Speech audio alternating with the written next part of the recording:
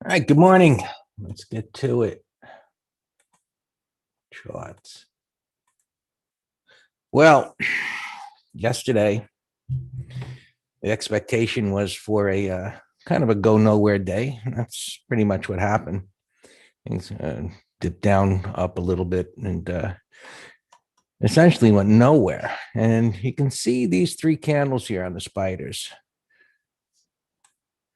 It's going sideways, and you can look at the closing prices, kind of like a little dip and sideways going nowhere. And you can see the weekly chart. Just look at that tiny little range and little tiny candle body and just kind of looking to the left and down a little bit. I don't see any that are as small as that. I guess that one comes close. But when things get so tight, typically something's about to move.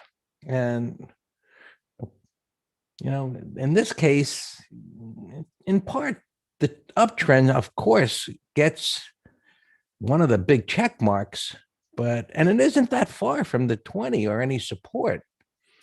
It doesn't mean it can't come down a bunch, but it kind of, for the moment, I think suggests that in any direction it goes, it's probably not going to go too far unless there's some kind of news event.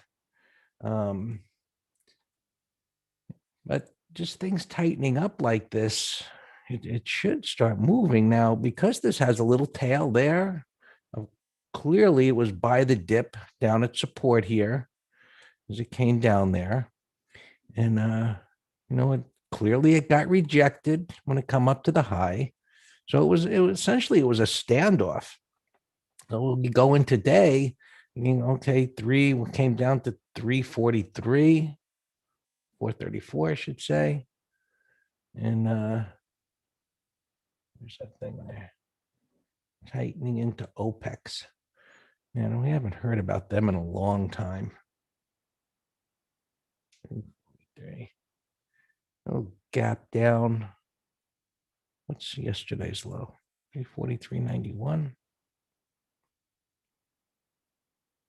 Options expiration. Yeah. Friday, options expiration. Many years ago, especially when they had these quadruple, triple witching and markets would jump all around. And then for the longest time, it was like, it was triple witching, like nothing happened. And so now we kind of back to looking to some volatility, but monthly tomorrow. So we're getting this gap down here, 343, a little topping pattern, and I just want to spread that out a little bit. 5-minute downtrend. Let's just flip that. Let's just flip that to a 30-minute chart for a second, just to compress the information, just to see where it's at, because always look to the left. We got an email last night. Dan, this was like really nice email. And in part, someone said, hey, guys, I'm sorry to say I'm going to be leaving the green room. And I was like, what's up with that?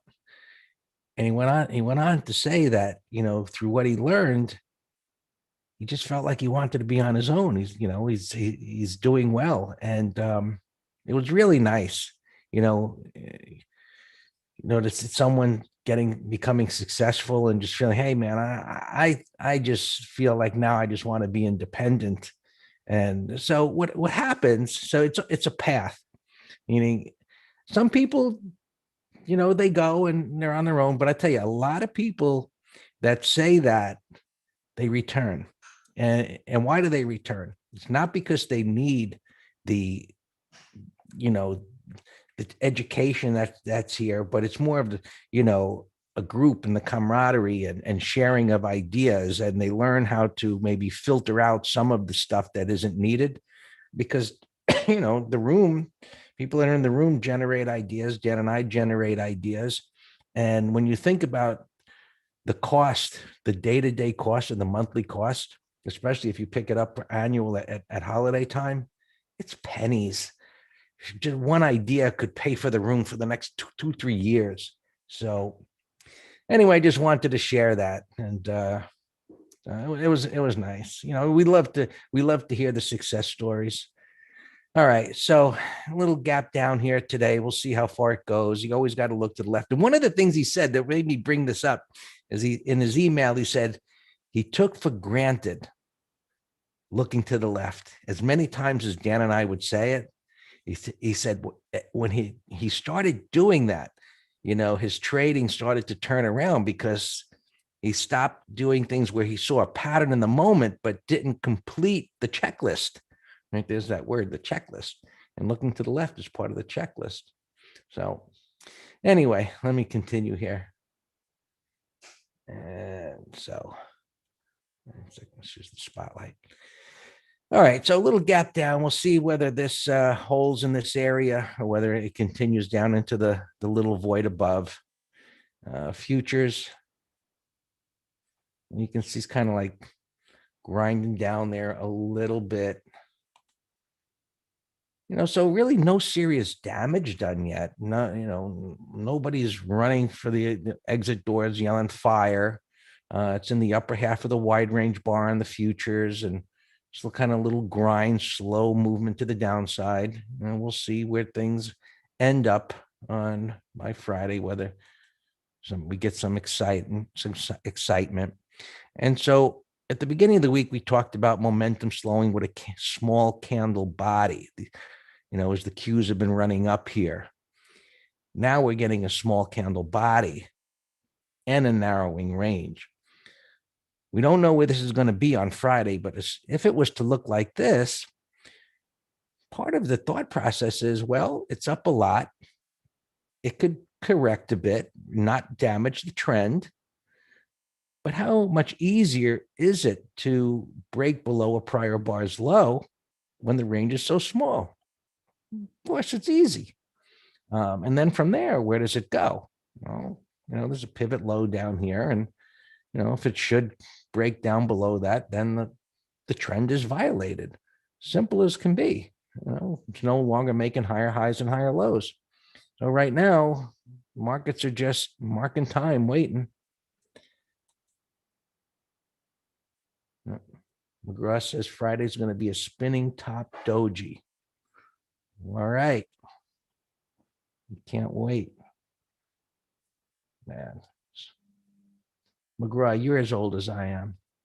Did you have a spinning top when you were a kid? With the string? A little older. Yeah. Well, yeah. This is not to market, but we used to play this game, kind of nasty little kids. You take your top, had a flat top on it, and the thing would spin, and you'd aim, you throw it with that string, it would come off trying to break the other guy's top that was spinning. Yeah, it's fun to be a kid. Anyway, nasty down bar on the Russell. Sure looks like it's coming back down to the bottom of the trading range that it's been in all year. Earlier, we were hopeful that it could stay up here and break out. Obviously, that is not happening. So, it looks like down to the bottom of the range. Yeah. And transports, they've just been underperforming for the longest time. All of this, back to normal, or whatever might be the new normal. Transportation stocks are just not coming along. And we had that bottoming tail bar last week, which broke the lows. And I thought, hey, if it can get above that high, maybe these airline stocks and boat stocks, things get moving here. That ain't happening. Yesterday was a topping tail bar. And let's look at the futures. Well, let's look at the Dow, the diamonds. So we're here. Not too bad. Where are they? 348-ish. Oh, gapping down below that bottoming tail bar is low. Maybe we do get a little bit more movement to the downside there. It's near the prior low, and got a topping tail there. And Let's look at the futures. YM. Yeah, rolling over. It doesn't look too so serious yet. And Qs getting rejected at 15,000. Right? You can see up, down, up, down. So we'll see. Put that up there. Break of those lows. Right? Maybe, the fangs give it up a little bit here. Right? They've been relentless, Apple and still going down. Hard to imagine it's not going to get down there to the bottom of the range. And gold, I should say oil, kind of losing more momentum there, starting to actually roll over. You think, Ken, the new Delta variation? I think it's more bullshit, tell you the truth. I don't know. I think the whole thing was overplayed. And what do I base that on? Well, of course, part of it is personal opinion, but just look at the freaking chart. Use my language, but the end of the world? Oh, no, it really isn't. Screaming market right back up again. All right. It did its damage though, right?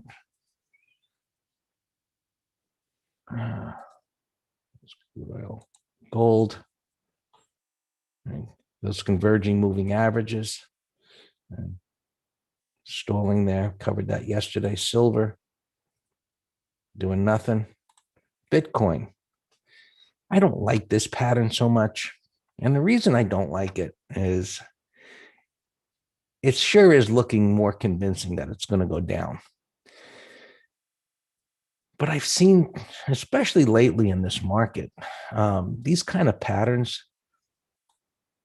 they've just had this tendency to be a trap. And so there's no big bar here. There's no event where, you've got a topping tail bar where it spiked up and came back down, or it, these are futures, so not likely to gap unless it's over the weekend. A gap up and some kind of a nasty bar. It's just too damn quiet. So you got to be careful with these.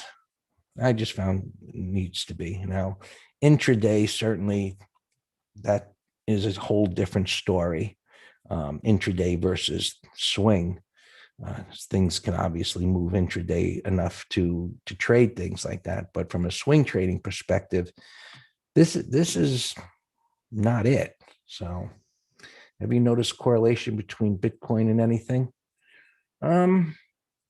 Well, there's been a bit of an inverse, I would say, to some extent between Bitcoin and gold. So this topped out here in May. I don't think the gold did it actually turned around, but for the longest time, oh yeah, this went up in May. So Bitcoin's kind of been doing nothing, and this bottomed out, June, July, and this kind of just did nothing. So not yes and no thing. I never even really thought about it that much, about intermarket relationships with Bitcoin, but obviously there was a move toward Bitcoin and gold was doing nothing. Yeah. All right. I think that's about it. No, it's early. Anything else to go over here? Things are quiet. Volatility index is doing nothing. It was mentioned in the room some time ago about it being as low as it is, but it's not going nowhere. But you look at historically. I mean, if the market was to break out, down around 10, it's been here before. And I know, just by knowing the history, there are many times over the years that it's been down around 10. So while it's low, it's not at its historical low extreme. And, so we got earnings, all the financials, as you know, been coming out, and they haven't been lighting anything on fire, and others will pick up. So Yeah. It's a wait and see. As to and so this, credit spreads have been okay, in this kind of market, but you never, as things start to move, if they start to move with some momentum, credit spreads could be a rather painful situation. So we pick the patterns well and manage them accordingly. All yours, Dan.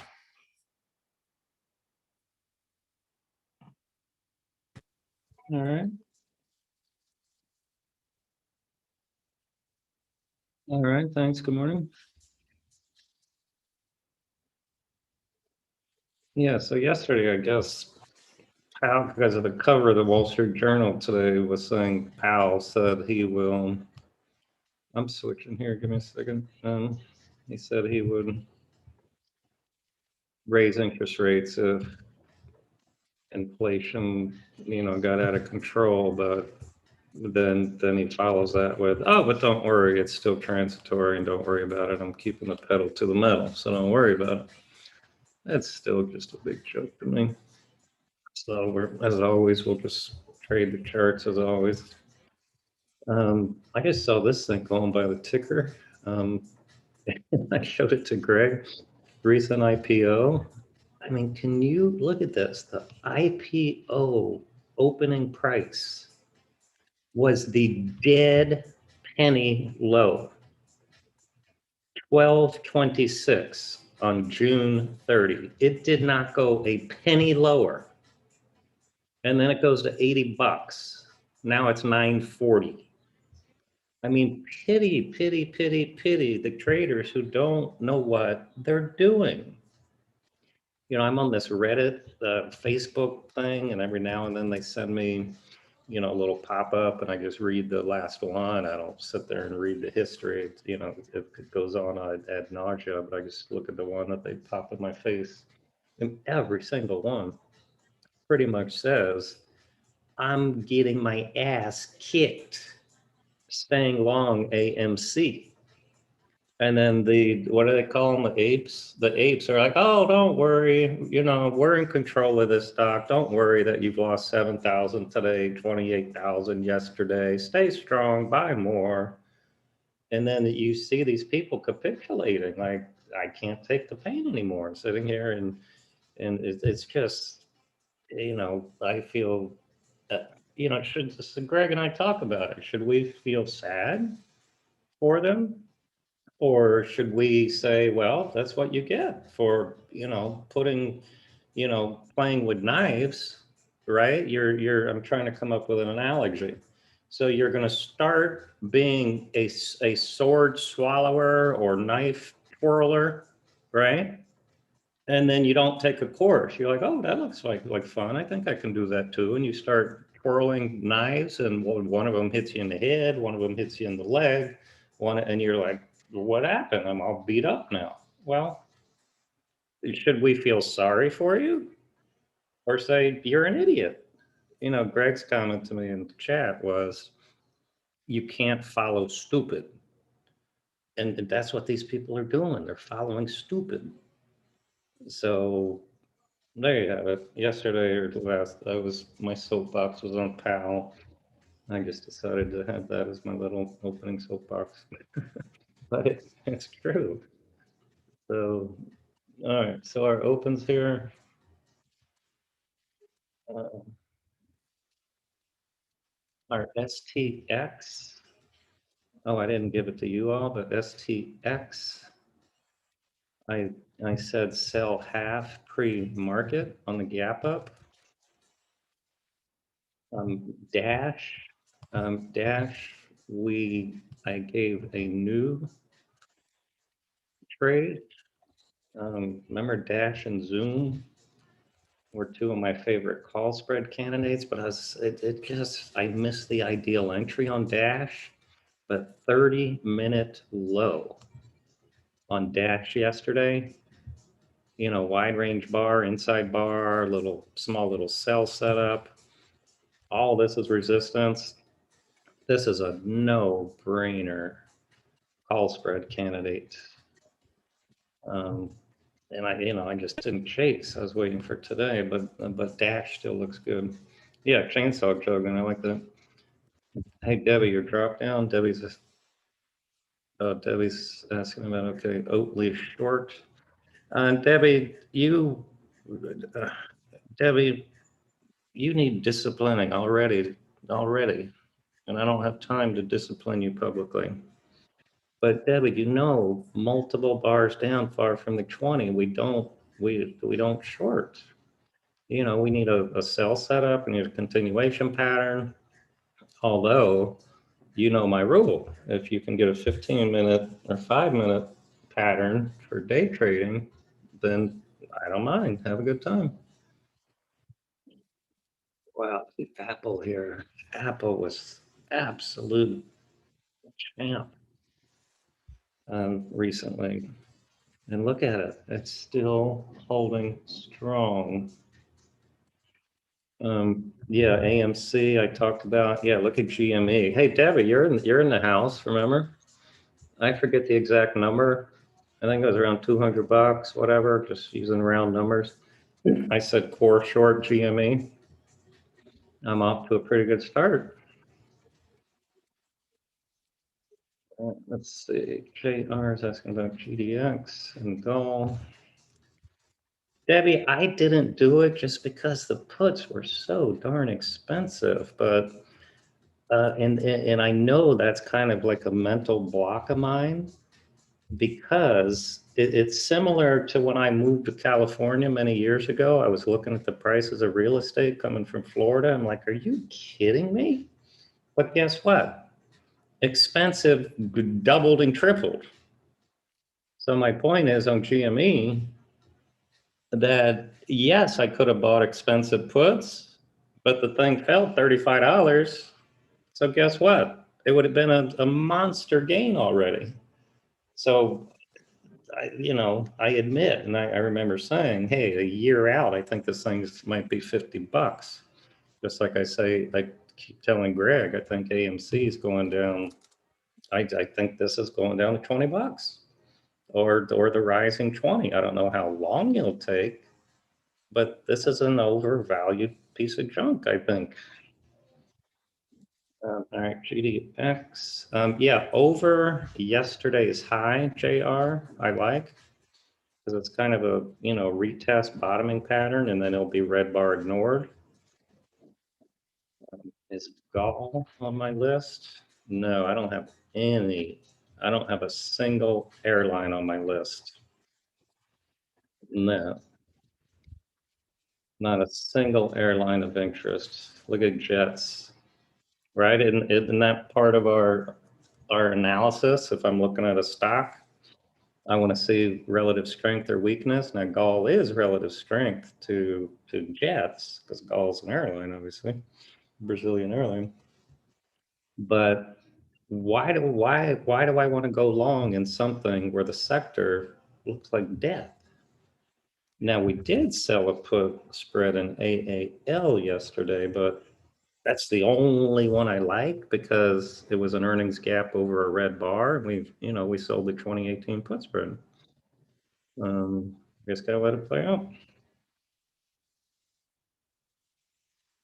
Azul, another one you're asking about. So that's the other Brazilian airline. Same answer. It's relative strength, but I just got no interest.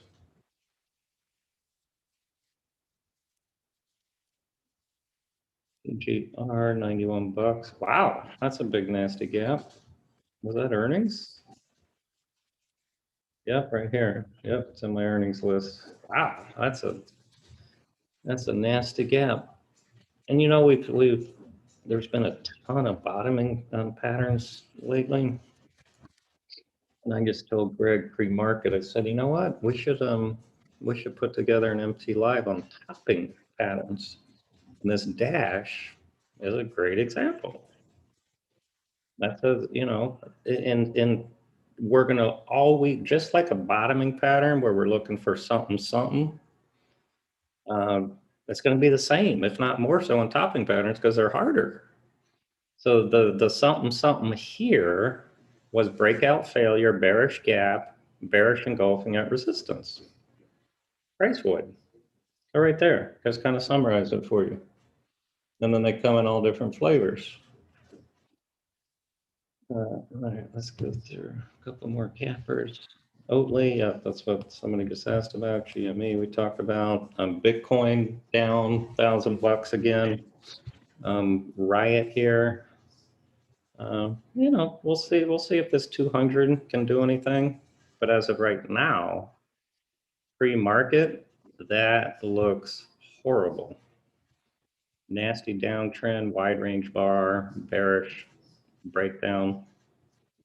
So, we'll watch it for a few days maybe. Oh, this AIG I posted as a long watch.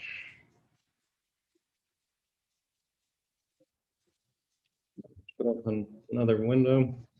Gap breakout. Say, well, it was a gap breakout at 48 bucks and higher. Now it's right here on minor support. Let's see what it does at the open. If it can hold here. Verb bullish gap, but no pattern. Could be a long-term bottom, but I don't know. It looks got no interest. Matul Facebook. All right, Matul. It helps if you tell me what you're looking at, but the best I see, the daily is absolutely a big old mess. But using the pre-market data here, and you got a price void, it definitely could be a day trade long, but right, Debbie, I like buts. But look at the cues. I would not touch unless something is genuinely on its own page with a nice gap or whatever. I wouldn't touch Facebook long if the cues look like this, because right, cues is the Nasdaq 100, mothership index ETF. So I always like trading with the indexes. So just keep that caveat in mind. Jacopo SPAC. Yeah, that looks fantastic. I can't tell where it's gapping, but yeah, that's a beautiful, beautiful consolidation. Yeah, that looks fantastic. Thank you. I'm gonna put that in the window.